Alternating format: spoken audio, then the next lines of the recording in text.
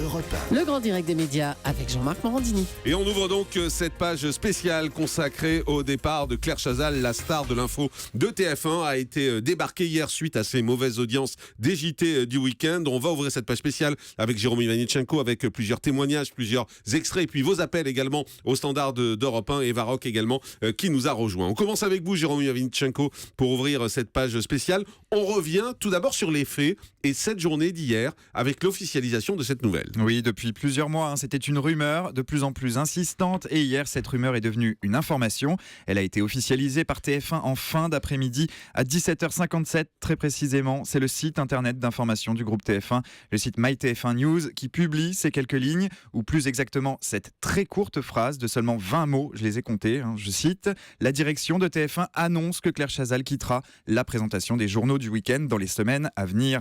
Point à la ligne, on peut difficilement faire plus laconique, 20 mots après 24 années passées aux commandes des JT, ça fait peu.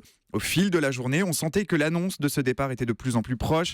Des fuites parlaient d'un limogeage imminent de la star de l'info. Une éviction qui est le fruit de 2 rencontres. La première avec Nonce Paolini. Ce rendez-vous, il a eu lieu jeudi dernier. Le patron de la Une a reçu Claire Chazal dans son bureau de la Tour TF1. C'est là qu'il lui a signifié son départ. Un deuxième rendez-vous a eu lieu hier matin avec Martin Bouygues, cette fois le propriétaire du groupe TF1. Un entretien qui est venu sceller définitivement le sort de la journaliste de 58 ans.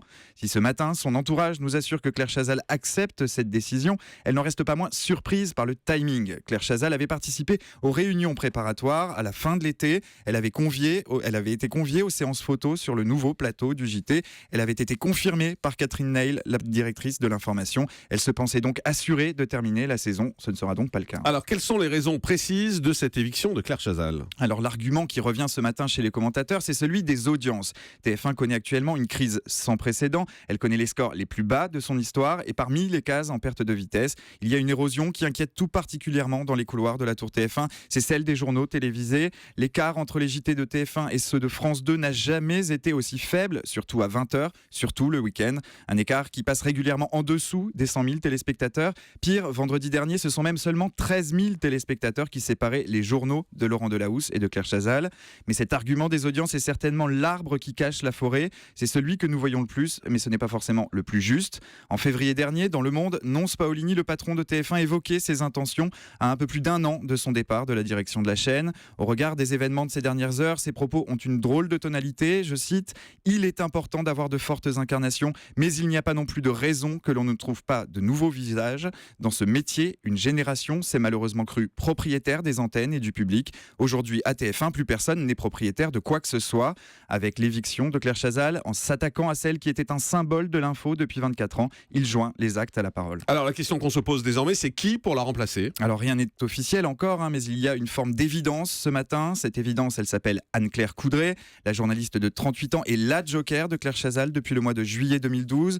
Depuis, les téléspectateurs ont assisté à l'éclosion d'une nouvelle star de l'info, dans un style très différent de celui de Claire Chazal, plus incarné, moins froid, moins distant, peut-être un peu plus moderne aussi. Il faut dire qu'Anne-Claire Coudray est un pur produit de la rédaction de TF1, une femme de terrain, rodée au reportage. C'est donc elle qui devrait, selon toute probabilité, prendre les rênes des JT du week-end de la Une à son retour de congé maternité. Selon nos informations ce matin, elle devrait succéder à Claire Chazal à la fin du mois d'octobre. Voilà donc ce que l'on peut dire ce matin. On va dans un instant avec Eva Rock essayer de comprendre si cette éviction était attendue et si cette éviction est logique. Auparavant, je vous propose d'écouter Claire Chazal elle-même. Elle était l'invitée le 23 juin 2015 du divan de son ami Marc-Olivier Fogiel et elle évoquait avec beaucoup d'émotion son éventuel dernier JT. Vous avez imaginé, Claire, le dernier journal ? J'y pense souvent, oui, à ce moment. Oui, j'y pense. Je sais pas si je serais capable de faire ça. Je sais pas. C'est un moment difficile. En tout cas, que vous n'avez pas envie d'affronter aujourd'hui. Non. Mais vous savez que vous avez la ressource nécessaire pour l'affronter et pour construire ce qui suivra. J'espère, oui. J'espère. J'espère que j'anticiperai un petit peu, que je l'organiserai, que j'arriverai à le vivre calmement et avec des choses qui me permettront de croire dans un autre avenir, oui, bien sûr. Voilà, alors visiblement, c'était son vœu, mais elle n'a pas eu le temps de l'organiser, de l'anticiper. La nouvelle est sortie très vite. Et Eva Rock, chef des infos à Télé 7 jours, c'est une surprise ou pas, cette éviction ? Son éviction n'est pas forcément une surprise, c'est le timing qui est surprenant. C'est-à-dire, pourquoi faire ça 2 semaines après la rentrée ? C'est là où on est tous un peu... on est resté un peu surpris hier d'avoir cette annonce comme ça arriver d'un seul coup. Il valait mieux ne pas la faire rentrer à ce moment-là, que... on dit c'est la fin de saison, à la fin du mois de juin, vous finissez votre mois de juillet tranquillement, vous partez en vacances et après, on passe à autre chose, on tourne la page, on vous donne d'autres fonctions même au sein du groupe TF1, comme vous voulez, mais on trouve une solution et une porte de sortie convenable pour quelqu'un qui a passé 24 ans dans cette maison, mais ce serait de la même façon pour quelqu'un qui a passé 1 an, je dirais, mais par respect pour les gens, on fait ça proprement et là on a l'impression que c'est précipité et c'est vrai que nous tous, on a été un peu surpris de cette annonce comme ça faite un lundi matin. Alors Nance Paolini pourtant avait déjà ouvert la porte, c'était au mois de février dernier, il était l'invité de Daphné Burki dans le tube de Canal+, et il avait évoqué l'avenir d'Anne-Claire Coudray. Écoutez. Anne-Claire, c'est une journaliste complète. C'est quelqu'un qui adore son métier, qui le fait admirablement, quel que soit le genre dans lequel elle est amenée à travailler. Elle aura plus de place bientôt ? Écoutez, elle a toute sa place dans les journaux télévisés. Évidemment qu'elle représente l'avenir. Bon, mais cet avenir, si vous voulez, il n'est pas forcément pour tout de suite. Voilà, ça c'était en février dernier, il n'est pas pour tout de suite, mais il est pour aujourd'hui. Oui, c'est en ça que c'est pas une surprise, c'est-à-dire qu'on sentait qu'il y avait des signes avant-coureurs, au-delà des audiences. Il y avait ces propos de Nance Paolini, les déclarations que fait Claire Chazal sur le divan de Marc-Olivier Fogiel aussi laissent penser qu'elle aussi sait que la porte de sortie n'est pas loin. Son rédacteur en chef qui part, Germain Dagoni, qui part pour France 2 pour devenir numéro 2 de l'info, tout ça c'était des petits signes avant-coureurs. Mais il n'empêche que quand l'annonce arrive et que vous y attendez pas, c'est toujours aussi brutal. Alors, sur les raisons de son éviction, on entend des gens aujourd'hui qui parlent de l'âge de Claire Chazal. Est-ce que son âge est un problème ou le vrai problème, ce sont les audiences, ses interviews, ses bafouillements ? Moi, j'y crois pas trop à l'âge, à la différence près qu'effectivement, il y a quand même une nouvelle génération de journalistes qui arrive, ce que disait Nance Paolini dans l'interview au Tube. Et de la même façon que Gilles Boulot avait remplacé Patrick Poivre d'Arvor, on est face à une nouvelle génération de journalistes, c'est-à-dire des gens qui sont du sérail, des gens qui ont grandi à TF1, qui ont fait du terrain et qui sont reconnus par leur père au sein même de la maison. Donc Gilles Boulot correspondait à ce profil-là, Anne-Claire Coudray correspond exactement à ce profil-là, et celle qui devrait devenir logiquement son joker, à savoir Audrey Crespo-Mara, est aussi dans ce profil-là. Donc on sent bien qu'il y a une nouvelle génération que les dirigeants de TF1 ont souhaité mettre en avant. Pas de stars, plus de stars de l'info qui s'affichent aussi dans les magazines People ou dans les magazines tout court, mais des gens qui bossent et qui ont été sur le terrain et qui sont au sein de la rédaction. Alors vous êtes très nombreux à vouloir agir au Standard d'Europe 1. On va prendre 2 avis divergents.